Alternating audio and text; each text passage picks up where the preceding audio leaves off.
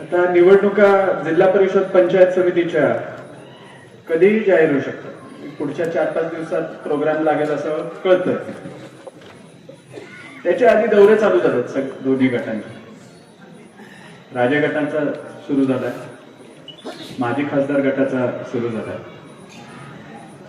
आणि आम्ही जसे फिरतोय तसं आम्हाला कानावर येतंय की प्रत्येक गणात गटात जिथे कुठे जातात वेगवेगळ्या गावांमध्ये चर्चा फक्त ही नॅरेटिव्ह असं सेट केलं जातंय की बाबा 30 वर्षात यांनी काय केलं, सत्ता भोगली यांनी 30 वर्ष राजगटाने, तर 30 वर्षात काय केलं. आता आरोप प्रत्यारोप परत आम्ही उत्तर देणार, परत टीका टिप्पणी होणार, अनेक गोष्टी होणार. त्यापेक्षा मला त्यांना फक्त एक सुचवायचं आहे की काय चिखलफेक न करता 8 गट आणि 16 पंचायत समिती गण आहे. तुम्हाला त्या 24 बैठका जर का लावायच्या असतील समोरासमोर तर एकदाच होऊन जाऊ द्या. तुमची माणसं घेऊन या, आम्ही आमची माणसं घेऊन येतो, आम्ही आमची माहिती पुरवतो, तुम्ही तुमची माहिती पुरवा. समोरासमोर जनता दरबार घेऊ, प्रत्येक गणात बैठका घेऊन ज्या त्या गावांना बोलवू, माहिती देऊ की कोणाची सत्ता किती वर्ष होती, 30 वर्षात कोणाचा सरपंच त्या गावात किती वर्ष होता, ग्रामपंचायत सदस्य किती होते, पंचायत समिती सदस्य कोणाचे किती वर्ष होते, जिल्हा परिषद सदस्य किती वर्ष होते, जिल्हा परिषद अध्यक्षाच्या मार्फत काय झालं, पंचायत समिती सभापतीच्या मार्फत काय झालं, महाराज साहेब अनेक मंत्रीपद महाराज साहेबांनी भोगले त्यांच्या मार्फत काय झालं, राष्ट्रवादी काँग्रेसची सत्ता असताना केंद्रातून काही योजना इकडे वापरल्या असतील तेव्हा काय झालं, असे म्हणजे हिशोब करू, पण समोरासमोर करू. म्हणजे हा जो श्रेयवाद चालू आहे तो एकदाच मिटेल आणि फलटण तालुक्याच्या जनतेला कंटाळवाणं लांब लचक भाषणं ऐकवण्यापेक्षा सरळ सरळ हा हिशोब त्यांना जर का तुम्ही देऊ शकला तर बरं होईल. वेळ काळ जागा तुम्ही ठिकाण तुम्ही ठरवा, आम्ही यायला तयार आहे, आम्ही देतो हिशोब. नसेल केलं काम तर हा फलटण तालुका आज लागली आहे निवडणूक जिल्हा परिषद पंचायत समितीची, नाही साथ देणार. पण जर का तुम्ही त्यांच्या समोर खोटे पडला तर तुम्ही आयुष्यात परत कधी गुलाल बघणार नाही, हे मला 100% खात्री आहे. आणि खोटे पडालच, कारण की तुमच्या माध्यमातून काय झाले हे प्रत्यक्षात फलटण तालुक्याने पाहिलं. डोळ्याला न दिसणारी कामं, हजारो कोटी रुपयाचा विकास, आणि फलटणची बारामती करण्याची भाषा करतात. मग हजारो कोटी फलटणला तुम्ही आणले तर फलटणची बारामती नाही मुंबई व्हायला पाहिजे होती. हजारो कोटी किती तासाला विसाला आणणार सगळं, अशी काहीतरी भाषा. तर ते झालं की संजूबाबांची तुलना करतात. संजूबाबा राजे गटाचे आज करते आहेत. आपल्याला त्यांना आमदार होताना बघायचंय, मंत्री होताना बघायचंय, त्यांचं भविष्य घडताना बघायचंय. जाणून बुजून संजूबाबा आज तुमच्या सेवेत पंचायत समिती आणि जिल्हा परिषदेला 30 वर्ष राहिले. इथे कोणतरी तुमच्या सेवेत असावा, तुमच्या हाकेला उत्तर कोणतरी द्यायला कोणतरी असावा, नाहीतर ते कधीच विधान परिषदेवर आमदार झाले असते. महाराजांना नाही नसते म्हटलं पवार साहेब, मंत्री सुद्धा झाले असते. पण तुमच्यात राहून तुमची सेवा करणं हा त्यांचा देव होता आणि त्यांनी ते केलं, 30 वर्ष केलं. आणि आता ह्यांना भीती वाटते की आपण शिवसेनेत गेलोय, शिवसेनेत एकनाथ शिंदे साहेबांसारखा नेता हा हिशोब करतो, प्रत्येकाची कुवत पाहतो. आणि भीती ही आहे त्यांना की आता शिंदे साहेबांच्या मार्गदर्शनाखाली जर का संजूबाबा आमदार झाले तर आपल्याला डोईजड होतील, ही भीती आहे. म्हणून आता संजूबाबांबद्दल बोलायचं, संजूबाबांशी तुलना करायची. कशी होते तुलना? ह्यांनी काढली स्वराज, संजूबाबांनी काढली गोविंद. होऊ शकते का कधी तुलना? ऍरिस्टा काढली, मॅग्नेशिया काढली, ती कुरवली फूट संजूबाबांनी काढली. एक तरी बिनपगारी येतो का घरी पोरगा? ह्यांचा तर तिकडे ते मडत आहे उपळव्यातलं काय ते कारखाना, तो त्यांनी अजून बिलं दिले नाही. स्वराज बिलं दिले नाही, ते खोटात त्यांनी पत्र दिलं. त्यांचेच मावस भाऊ आहेत. आमचे कोण नाहीत. त्यांनी धनंजय मामुलकर साहेबांनी तिकडे शेतकरी स्वाभिमान शेतकरी संघटनेचे ते त्यांनी उघड केलं ते प्रकरण की यांनी दाखवलं की बिलं दिली आहेत. असं कसं होतं दरवेळी? हे कसं ह्यांच्याच काढलेल्या संस्थेत उद्योग व्यवसायात कुठे पगार मिळत नाहीत, कुठे बिलं मिळत नाहीत, कुठे आत्महत्याच होतात, अनेक गोष्टी होतात, अमुक तमुक. ह्यांच्याकडे कसं होतं, आपल्याकडे कसं होत नाही? आपण कलंक आहे, आपण दुष्ट आहे, काय अजून काय आपल्याला काय काय त्यांनी नावं पडली आहेत. मग ह्यांच्याकडे कसं? राजे गटात माणूस घडतो, सरळ सरळ लट्टम पट्टम खाऊन पिऊन फुगलेली माणसं तिकडे निघून गेली आहेत. तो माणूस घडलेला माणूसच गेलाय ना तिकडे, का तो मोकळा ठेवला. आणि ह्यांच्याकडे कुठे कोण एंड्रिन पितोय, कोण नसा कापतोय, कोण फास घेतोय. काय तर दादांनी आमची जमीन घाण ठेवली. कसं वाटेल? संजू बाबा सारखं उद्या उठून कोणाला कुठल्या कार्यकर्त्याला म्हणाले, हे बाबा तू जरा जरा जमीन घाण ठेव, पण खर्च मी करेन, व्याज तू भर, जमीन तुझी, खर्च माझा, मी ते पैसे वापर. आता तुम्हाला झाला बांधील, परतीची वाट तुला नाही. ही आहे सिस्टीम. आता लोक घाबरतायत. मुख्यमंत्र्यांची त्यांना साथ आहे, ठीक आहे, चांगलं. मुख्यमंत्री महाराष्ट्राचा विकास पाहतायत, ते काय बारकाईने बघायला जात नाही की कोण काय करतंय कोण काय नाही. पण जर का ज्या दिवशी मुख्यमंत्र्यांचा हात निघेल ना डोक्यावरनं, लहान मूल पण परत पलटवार करायला पुढे मागे बघणार नाही. ही मला 100% खात्री आहे. होणारच आहे. किती दिवस गंडवायचं, किती दिवस माणसं फसतील. कसं होतं की एवढे कारखाने, 4 कारखाने आहेत फलटण तालुक्यात, ह्यांचीच बिलं कसे निघत नाहीत? कुठे गाडी अडली आहे, काय असेल, सल्ला लागत असेल तर संजू बाबांसारखे इथे बसलेत ना उद्योगपती, तुम्ही त्यांना विचारा, करतील तुम्हाला मार्गदर्शन. इतके थोडे दिवस आम्ही थोडी मर्यादा राखून वागत होतो, बोलत नव्हतो. उगीच आपलं प्रत्येकाच्या खाली अंधार असतो, उगीच आपलं काहीतरी खोदून काढायचं, बोलत बसायचं. आम्ही ही फालतूगिरी आम्ही कधी केली नाही, करत नव्हतोच. ही आपली संस्कृतीच नाही. पण ह्यांना संधी मिळेल तसं उद्या अनिकेत राजेंबद्दल बदनामी, अनिकेत राजेंची बदनामी, माझी बदनामी कर म्हणा. कितीही बदनामी केली तरी ह्यांच्या इतकं बदनाम कोण होऊ शकतं का? हुन आम्ही किती बदनाम होणार? करून टाका. चिखलपेकच करायची. आमच्यावर जर का शिंतोडे उगले ना, चिखलात घेऊन लोळल्याशिवाय राहणार नाही आम्हाला.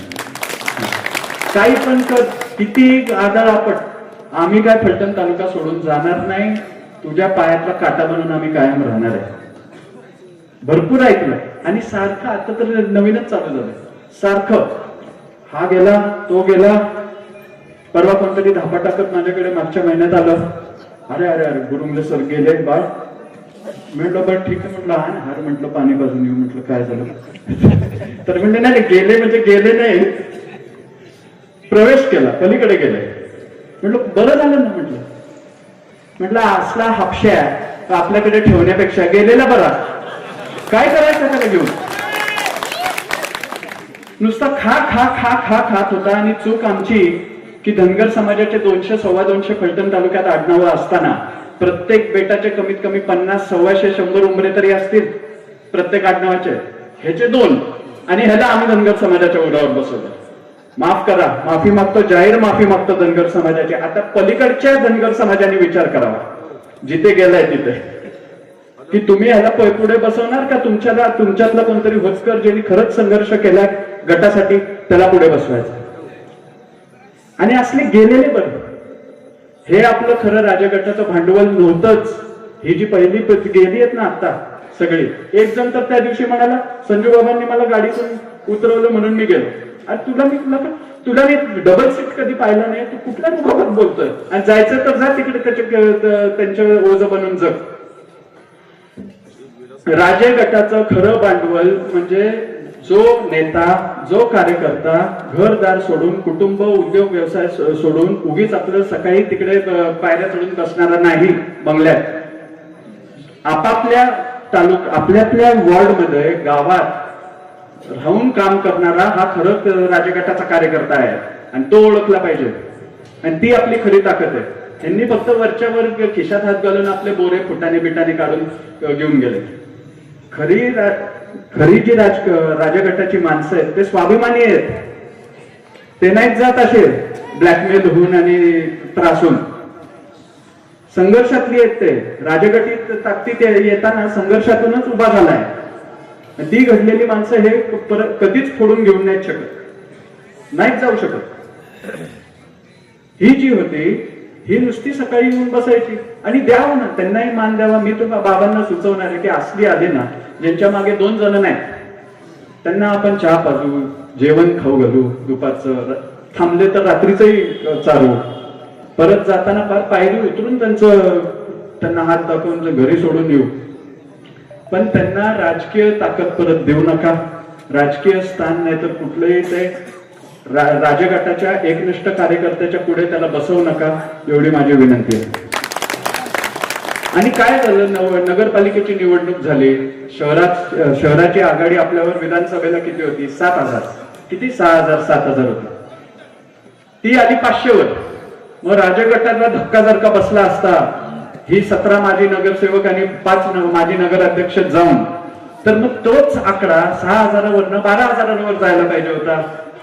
इतकी चुरशीतली माणसं जर का तिकडे गेली तर तो आकडा 12,000 पोहोचायला, तो 500 कसा आला? म्हणजेच हे जागा खात होते, म्हणजेच हे कॉन्ट्रॅक्ट खात होते, म्हणजेच हे फायदे घेत होते, नुसते टाळूवरचं लोणी खात होते.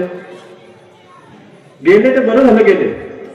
तिथे काय आता होतंय ते त्यांना माहिती. मी परवा आनंद मंगल कार्यालयाला सांगितलं, नाव घेतलं म्हणून परत उदाहरण घेऊन सांगतो.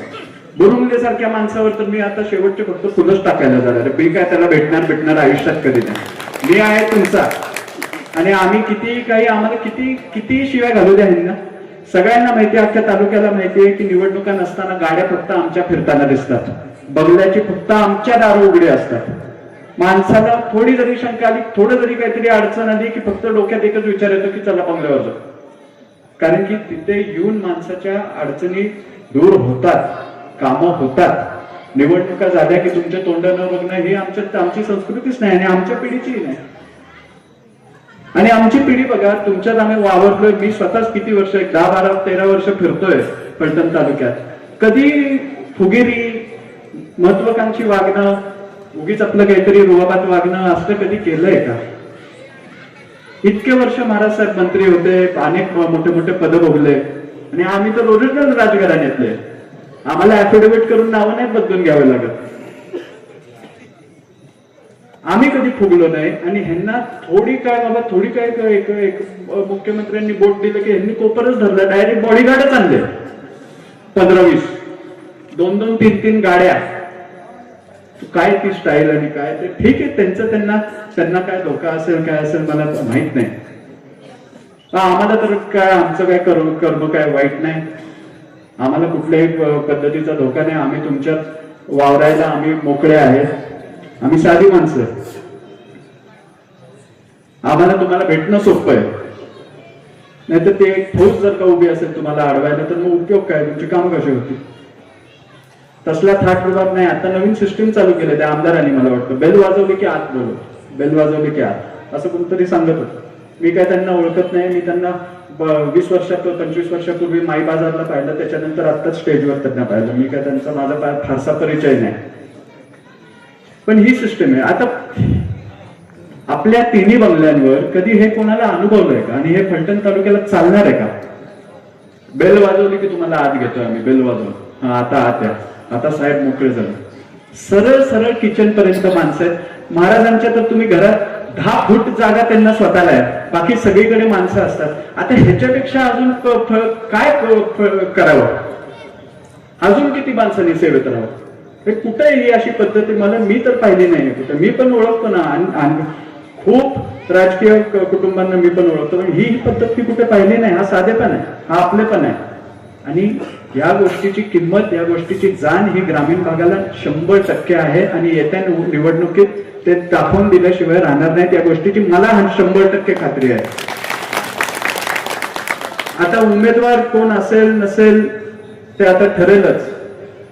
संजू बाबा आता त्या पद्धतीने मार्गदर्शन करतीलच, सांगतीलच की बाबा कसं, जे नुकसान जे काही झालं ते फक्त आपल्या अंतर्गत वादामुळे झालं. म्हणजे राजगटातल्या गटात जो वाद होता, एका गावात 2 गट 3 गट, अमोल रासकरांनी आता उल्लेख केला, बापूंनी आता सांगितलं, तर ते कुठेतरी थांबावं आणि आपण 100% ह्या निवडणुकीत गुलाल घेऊ.